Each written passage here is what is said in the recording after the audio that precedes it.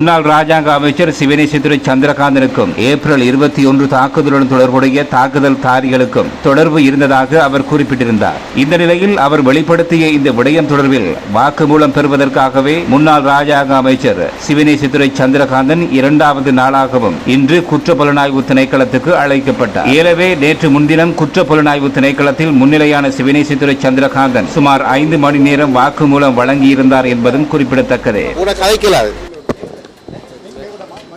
நான் வாக்குமூலம் வழங்கி வருகிறேன். உங்களுக்கு தெரியும், ஈஸ்டர் குண்டு தாக்கல் சம்பந்தமாக இன்னை ஆசாத் மௌலானா சனபோலி இழுத்து விட்டிருக்கிறார். அதை பிழை என்பது தெரியும். இருந்தாலும் சந்தேகமுள்ளவர்களை தெளிவுபடுத்த வேண்டிய பொறுப்புள்ளவரின் அடிப்படையிலே நான் பாராளுமன்றத்திலே குறிப்பிட்டது போல நடந்து முடிந்த இந்த குண்டு தாக்கல் சம்பந்தமாக கேட்கப்பட்ட கேள்விகளுக்கு அவர்களுக்கு தெளிவில்லா விடயங்கள்